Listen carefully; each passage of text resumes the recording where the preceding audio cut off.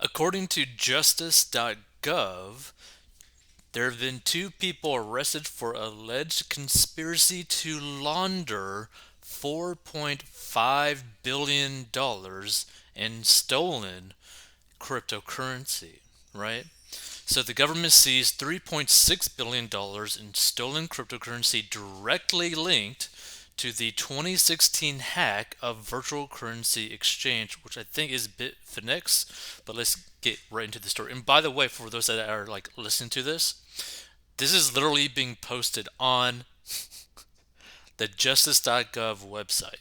Like they immediately released this today, right?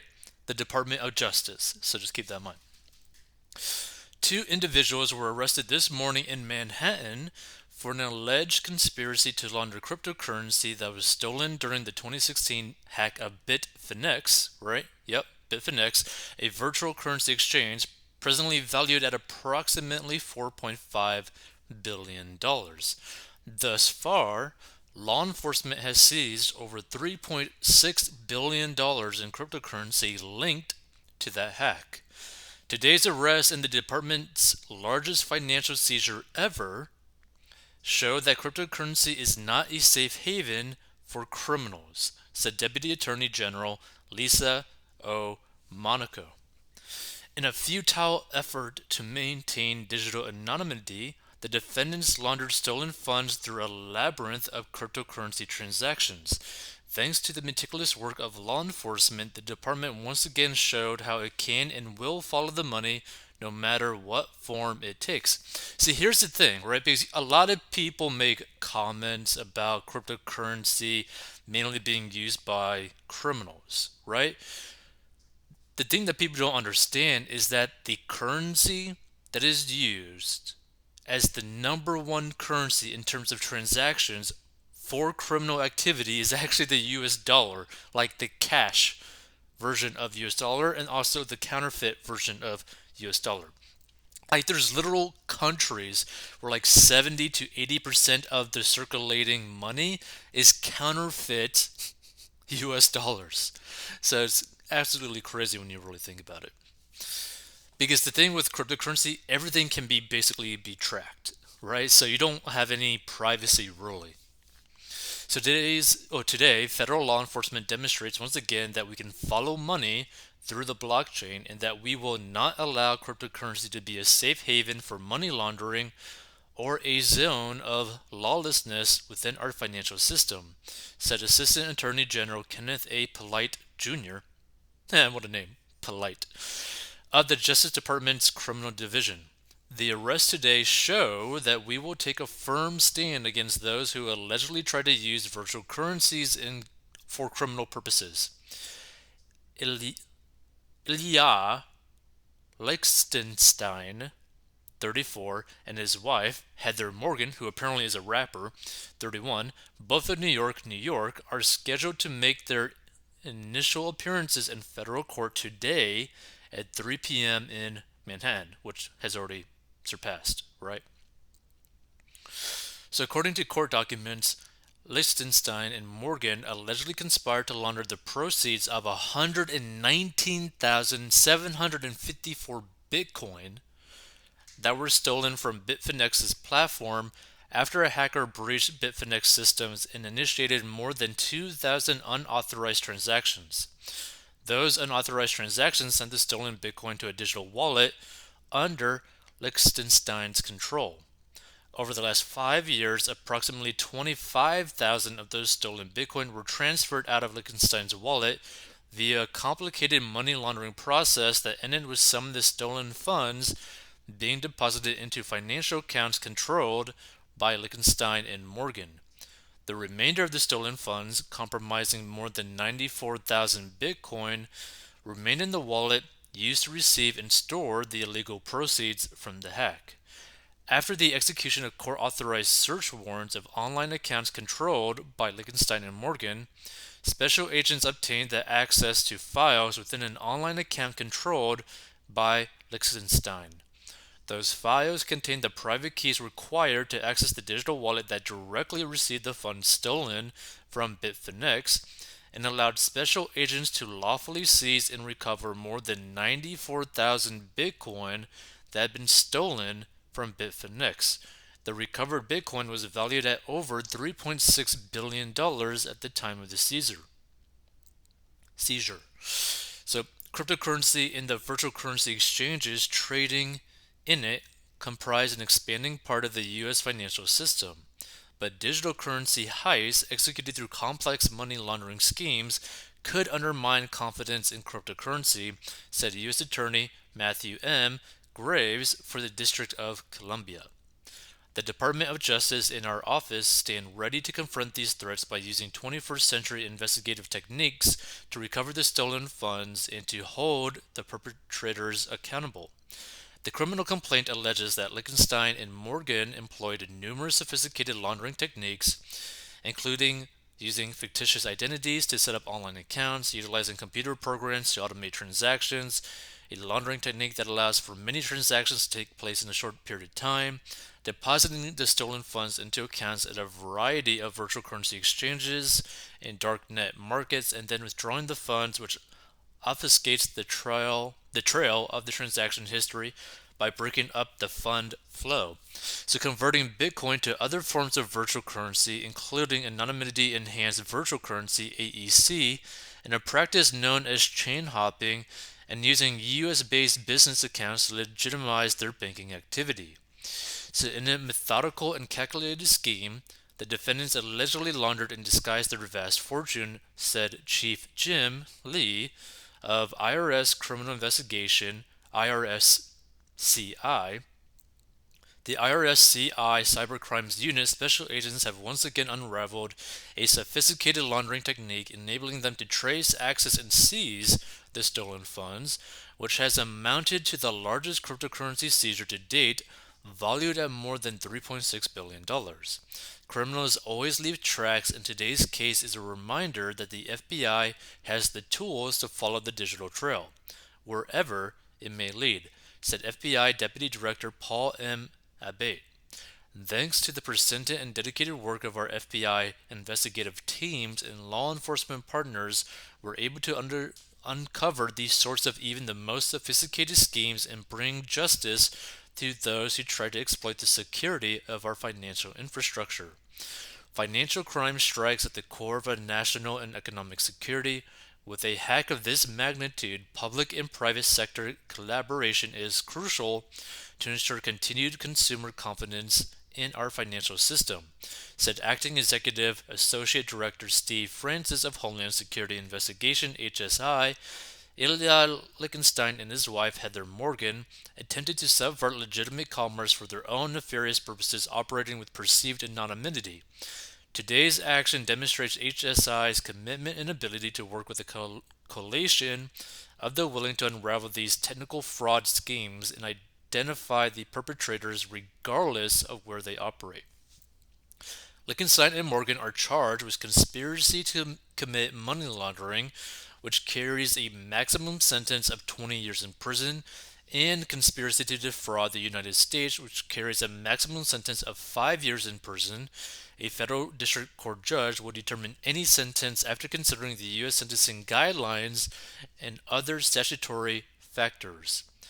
So the investigation was led by IRSCI Washington, D.C. Field Office's Cybercrimes Unit, the FBI Chicago Field Office, and HSI New York. The Ansbach Police Department in Germany provided assistance during this investigation. So the case is being prosecuted by trial attorneys Jessica Peck and C. Auden Pelker of the Justice Department's Computer Crime and Intellectual Property Section, and Assistant U.S. Attorney Christopher B. Brown of the U.S. Attorney's Office for the District of Columbia, Paralegal Specialist Angela DeFalco, and Brian Rickers and Legal Assistant Jessica McCormick provided valuable assistance. Significant assistance was also provided by trial attorney Kristen Gallagher of the Office of International Affairs, the U.S. Attorney's Office for Eastern District of Pennsylvania and Southern District of New York, HSI Philadelphia, and former Assistant U.S. Attorney Jessica C. Brooks. So I thought this was a pretty interesting thing, and I wanted to talk about this because, look, to be frank, I never thought that the people who stole from Bitfinex would actually ever be caught. Now, it makes sense that they did because, to put it frank, it's kind of stupid that they would just keep everything in Bitcoin this whole time, right? Because Bitcoin is easily tracked. It's the most tracked cryptocurrency in the world. Everything's public. So it's just like, that seems kind of stupid. But either way, it kind of goes to show you that, look, the best way to make money is through legal means. Why? It's because so that you could actually use the money, right? This is the thing that people don't understand. And for some reason, there's people who commit financial crimes for not really any really good reason. Because, for example, right, you have people ending up, selling, I don't know, like some sort of drug at the corner of a street or something, and who knows, maybe they can make a few hundred grand cash every single year. But with that comes the risk of, going to jail, going to prison, losing your life, getting killed, having people competing against you, not really being able to spend the money, not really, right? Because let's put it this way, making like $500,000 legitimately, even though you pay taxes, versus $500,000 illegally, but you can't really actually spend it. It's like, which one would you rather have? I'd rather have the legal $500,000 after taxes, more like 250, depending on where you live. Because guess what? You could live a great life. You could spend all that money if you really wanted to. Like, you could actually use the money. But if you go down the illegal route, you can't even use the money. The government is going to go after you. Period. End of story. Right? Whether it's through by taxes or any other method, they are going to go after you. So for anyone out there who ever stumbles upon this, always go the legal route. Always. Because there is no reason to go through the illegal route of making money, because at the end of the day, it doesn't make sense. You can't even use it. You can't even use the money that you make if you go down the illegal route. Same thing with like all these people that like you, if you look at any of the like social media accounts, actually no, let's put it this way. There are people who are influencers that promote blatant scams. Okay? Not to mention that there are people who are influencers that also do rug pulls, basically these fake crypto coins that they push to their audience, where their audience puts a lot of their money into it and then basically get all their money stolen by this influencer and other people, right? The reality of the situation is that even though that those influencers and the people at top could make millions upon millions of dollars going down that route, the reality is that they can't really use the money, right? Because if they were to use the money, guess what? The government is going to go after them because they literally just committed fraud. They just committed some sort of crime. So they might have fun for a little bit, but it's not going to last forever because it's illegal money. It is dirty money. And there's no way that you could clean dirty money. So people need to understand this. This is why you always go the legal route. Even though you technically might make less money going down the legal route, correctly paying your taxes, in terms of quality of life, you're going to live a much better life, right? Like, you are actually going to live a life. Because if you try to make money illegally, you're effed. You are completely effed in so many different ways, right? It's just like, just be very careful and just do the good thing and make money legally. You can make more money legally in the long term because you're not getting into trouble, right? And you'd actually be able to enjoy it. So let's put it this way, right? Let's say you have two people. one person who's going down the legal route making $200,000 a year with their own business, right?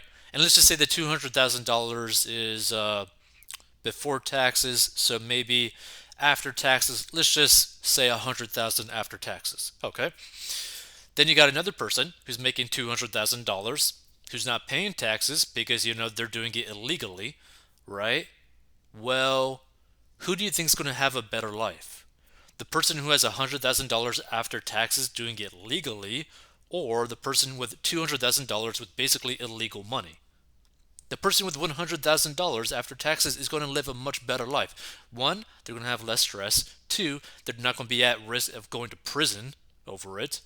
Three, they could actually spend that money on like a brand new car, more like a down payment for like a mortgage for like a pretty nice house, right? And you could actually spend that money. You could actually create infrastructure for your life. You could actually create a life for yourself. If you have like $200,000 of illegal money, you're not going to be able to do anything with it. You can't put that money for like a down payment for a house. You can't just go buy a house in cash with $200,000 of illegal money, right? You're screwed. Don't go down that route. Go down the moral, legal route because you're going to live a much better life and you're going to live a much longer life as well. Like it's absolutely crazy. By the way, if you want to learn how to get out of debt, go to 40inbox.com.